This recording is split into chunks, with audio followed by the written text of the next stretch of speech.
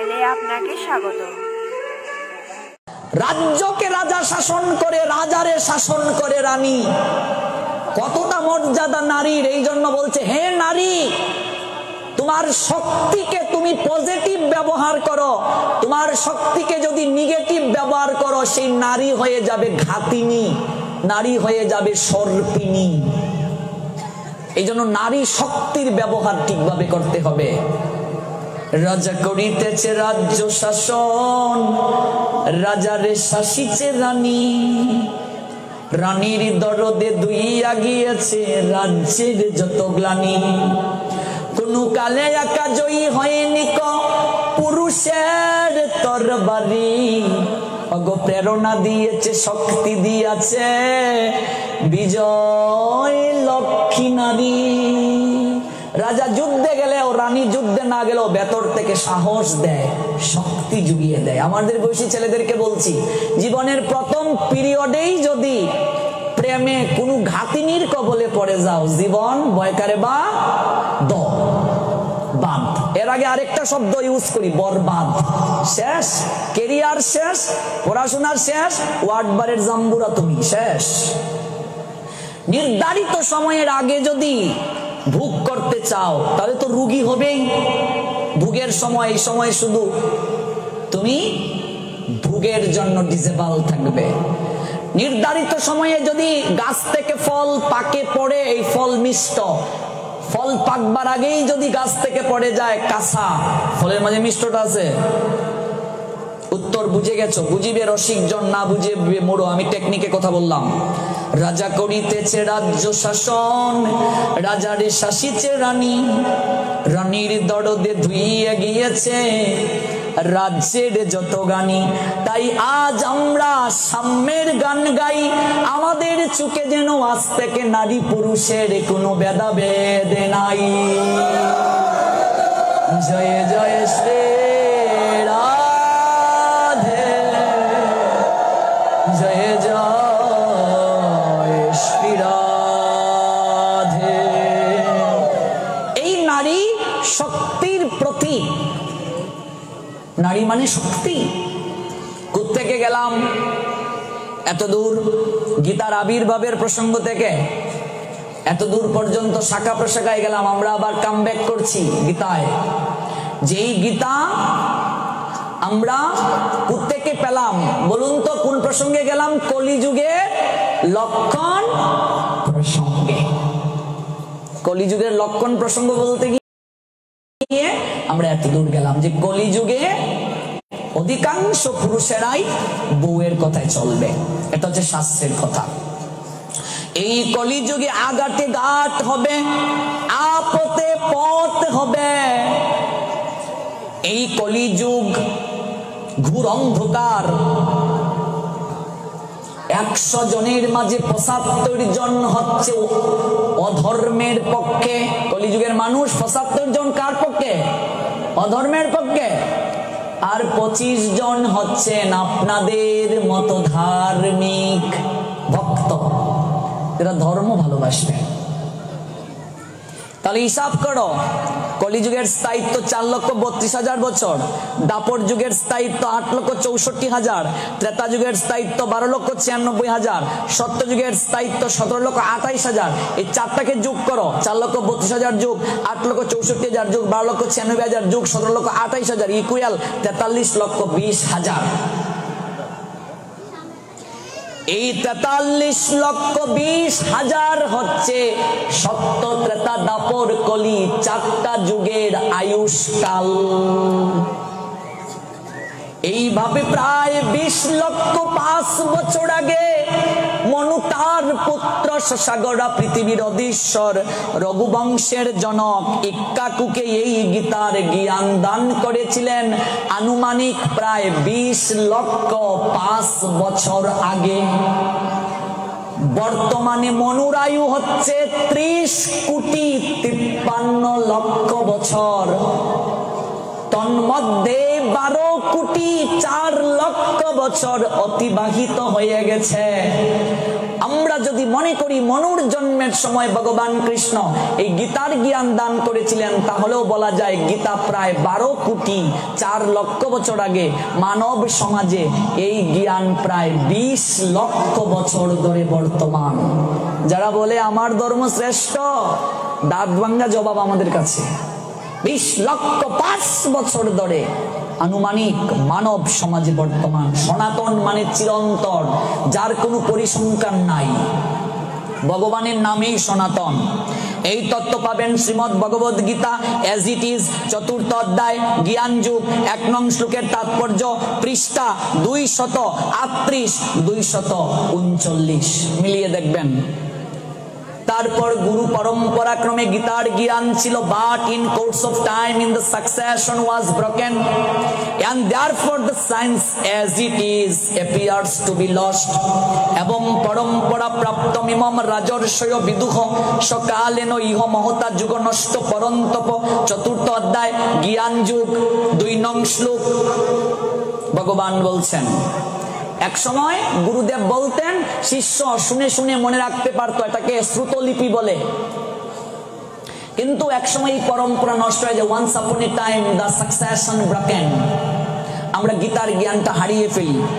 তাই ভগবান আজ থেকে আনুমানিক 5000 বছরের আগে ভারতের হরিয়ানা রাজ্যের কুরুক্ষেত্রে সরস্বতী নদীর তীরে জ্যোতিষর নামক জায়গায় অগ্রহায়ণ মাস শুক্লপক্ষ মুখ্যদা একাদশী তিথি রোজ রবিবার সকাল আনুমানিক 8টা 30 মিনিটের ভেতরে একটা বট বৃক্ষের নিচে বসে 40 মিনিটের মাঝে অর্জুনকে উপলক্ষ করে জগতের সবাইকে এই শ্রীমদ্ ভগবদ গীতার জ্ঞান পুনরায় দান করলেন। জয় জয় নিতাই গো সীতানাথ প্রেমানন্দে হরি হরি বল। গীতার জ্ঞান কোথায় দেয়া হলো? ভারতের হরিয়ানা রাজ্য কুরুক্ষেত্র সরস্বতী নদী জ্যোতিষর নামক জায়গায় অগ্রহায়ণ মাস শুক্লপক্ষ মুখ্যদা একাদশী তিথি রোজ রবিবার সকাল আনুমানিক 8টা 30 মিনিটের ভেতরে। গীতার শ্লোক কয়টা? 700টা। ভগবানের 574টা, অর্জুনের 85টা, সঞ্জয়ের 40টা, ধৃতরাষ্ট্রের 1টা, 3টা কাণ্ডে বিভক্ত, কর্মকাণ্ড, ভক্তিকাণ্ড, জ্ঞানকাণ্ড। কোন অধ্যায়ে কতটা শ্লোক, কোন শ্লোকে ভগবান কি বলছে, কোন সংস্কৃত ছন্দে লিখা, আবার আসলে একেবারে A to Z পাই পাই করে ব্যাখ্যা করে বলবো। ভগবান কেন দিলেন? That very ancient science of the relationship with the Supreme is today told by me to you because you are my extreme ibar, my devotee as well as my friend, and can therefore understand the transcendental mystery of the science. Hey, omnipotent maker Krishna, Srimad Bhagavad Gita 4th অধ্যায়, জ্ঞান যুগ, 3 নং শ্লোক।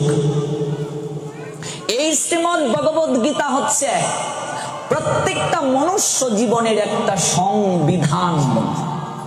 রাষ্ট্র পরিচালনা করতে যেমন সংবিধান প্রয়োজন, গীতাও হচ্ছে আমাদের একটা সংবিধান। আমি আজকের এই বিদায় লগ্নে আপনাদের নিকটে আমি যে অনুরোধটা রেখে যাব সেটা হচ্ছে, এই 7 দিনের অনুষ্ঠানের 7টা কথাও যদি নিজের জীবনে আচরণে আনেন, তাহলে আপনার আমার জীবন পরিবর্তন হয়ে যাবে। শুনলে হবে না, আচরণে আনতে হবে। শ্রাদ্ধ নিয়ে শুনলাম, আচরণে আনতে হবে। কুসংস্কার নিয়ে শুনলাম, আচরণে আনতে হবে। ধর্মের অপ্রাকৃত রহস্য নিয়ে শুনলাম, আচরণে আনতে হবে। আর যদি আচরণে না আনি, এই 7 দিন পাঠের অবস্থা কি হবে একটা ছোট্ট গল্পের মাধ্যমে বুঝিয়ে আলোচনা আজকেই বিশ্রামের পথে যাব। তারপর আজকে কি হবে? নৃত্য হবে। মনে করুন, এই দক্ষিণ বালিয়া 12ই নগর গ্রামে একটা মেয়ে 2বার মেট্রিক ফেল করছে। অনেকে কইবে অত গাদা ছাত্রী তো আমরা কেউ নাই, তা আপনি কি তা হই? এটা গল্পের কথা। ইমাজিন ধরো একটা মেয়ে 2বার এসএসসি ফেল করেছে। এবার মেয়ের মা বলছে, এই শুন, আরেকবার যদি তুই ফেল করস, তোর কারণে আমি পাড়ায় মুখ দেখাইতে পারি না। হমুকের ফুড়ি তমুকের ফুড়ি যদুর ফুড়িও পাস করে, আর তুই 2বার মেট্রিক ফেল করস, তোর লাজ লাগে না? হ্যাঁ, আরেকবার যদি ফেল করস, সোজা তোর হাতে পাসপোর্ট দড়িয়ে দেব। কোন পাসপোর্ট? বিদেশ না, শ্বশুর বাড়ির পাসপোর্ট। এই কথা হইনা হুরি এমন খান্দন লাগাইছে, একেবারে বারান্দার মাঝে বইয়া খানতে খানতে হয়রান। অল্প বয়স, মায়ে ট্রেড দিছে, 2 বার ফেল করছে, আরেকবার ফেল করলে শ্বশুর বাড়ির পাসপোর্ট দেবে, মানে বিয়া দেবে। এবার কান্তাছে ফুরি, বেদিনী বুঝো গো মা, হ্যাঁ ওই যে দাঁতের ফুকা টুকা খুলে সিংহায় ফুটু দেয়। একটা বাইদা নিয়ে আইছে এদিকে, কিতাবে তুই খান্দুস কিতা রে? ওই তুমি আর খাতাকে নুনের সিতা দিও না, আমার না পাসপোর্ট আইবে। এই কোন দেশে যাবি রে? হ্যাঁ, দেশের যে অবস্থা বাংলাদেশে, কোন দেশে যাবি? এটা কোন দেশ না, শ্বশুর বাড়ির পাসপোর্ট। এটা কিতা খুঁজবে এত তাড়াতাড়ি শ্বশুর বাড়ির পাসপোর্ট কিতা? ওই 2 বার ম্যাট্রিক ফেল করছে, আরেকবার যদি ফেল করি মায়ে কইছে হাতে পাসপোর্ট ধরাইয়ে দিব। আরে ব্যাক কল, এটা লেগে আবার খান্দন লাগে, একটা তাবিজ দিয়ে যাব। মা সরস্বতীরও ক্ষমতা নেই তোকে ফেল করাবার, একটা তাবিজ দিয়ে যাব। এই কথা শুনে ফুরির তো আনন্দের সীমা নাই। হো কি তা আমার কাছে এমন তাবিজ আছে, একটা তাবিজ দিয়ে যাব, মা সরস্বতীরও ক্ষমতা নেই তোকে ফেল করাইবার। কিন্তু লাগবো কি তাই তা কও? বেশি না রে, 5 কেজি চাউল, 101 টাকা। সর্বনারী, এত চাউল চুরি করতে পারতাম না। দেখ আমার কাছে খাঁটি জিনিস আছে, 100% গ্যারেন্টি। দেখো তাবিজে কাম করবো নি, করবো না মানে 100%। আচ্ছা তুমি যাইও না, আমি দেখি ব্যবস্থা করতে পারি কিনা। মায়ের চাউলের ড্রাম থেকে 5 কেজি চাউল বাপের পকেট খাইটিয়া 101 টাকা আইনা দিছে, অনেক কষ্ট করে আনছি। তাবিজের নিয়ম কি তা গো মাসি? ওই নিয়ম বেশি না, গলার মাঝে ঝুলাইয়া রাখবে, প্রত্যেকদিন তাবিজ ভিজাইয়া 1 গ্লাস জল খাইবে। যেখানেই যাবি তাবিজকে চুমু খেয়ে যাবি। সাবধান, পরীক্ষার রেজাল্টের আগে কোনোদিন তাবিজ খুলতে পারবে না। ভিতরে কিতা আছে এটা খুললে হিতে বিপরীত হবে। যদি দেখস খুলিয়া যা, মা সরস্বতীর ক্ষমতা নেই তোকে ফেল করাইবার। এবার ফুরি তাবিজ গলার মাঝে দিয়া প্রত্যেকদিন তাবিজ ভিজাইয়া 1 গ্লাস জল খায়, আর যেখানে যায় তাবিজ চুমু খেয়ে যায়। পরীক্ষা দিছে, রেজাল্ট বাইরিছে, ফুরির বাপে ফুরির মারে কইতাছে তোমার আদরের ফুরির লাগে জামাই দেখো, ফার্স্ট না ফেল? ফেল। এবার ফুইরে কয় বাদিনীর ঘরে বাদিনী, তুই 5 কেজি চাউল নিছস, 101 টাকা নিছস, রেগুলার ফ্রিতে 1 গ্লাস জল খাওয়াইছস, তাবিজ ভিজাইয়া সুমা খাওয়াইছস, দেখি তাবিজের ভিতরে কিতা আছে। তাবিজ ভাঙছে, খুলছে, 1 টুকরা কাগজ, কাগজে লেখা ফললে ফাঁস, না ফললে ফেল। এই 7 দিন ব্যাপী যা শুনলে যদি নিজের জীবনে আচরণে আনো, তোমরাও ফাঁস নইলে ফেল। হরে কৃষ্ণ হরে কৃষ্ণ, কৃষ্ণ কৃষ্ণ হরে হরে, হরে রাম রাম রাম হরে হরে। আয়োজনকারী ভক্তের প্রতি আমি সম্মান প্রদর্শন করছি শান্ত প্রভুজি এবং উনার সতীর্থ যারা, যাদের ঐকান্তিক আয়োজনে, যাদের সহযোগিতা এত সুন্দর একটা প্রোগ্রাম হয়েছে, ওনাদের সঙ্গে আমার ফেসবুকে দীর্ঘকাল যাবৎ পরিচয় এবং এত সুন্দর করে এত অনুষ্ঠানে আয়োজন করেছেন, আমরা আপনাদের কাছে চিরকৃতজ্ঞ। চলুন একটু গৌর চরণে আকুতি জানিয়ে হাতে তালি দিয়ে 2 মিনিটের মাঝে পাঠ শেষ করছি, তারপর আমরা সবাই নৃত্যে যাব। গৌর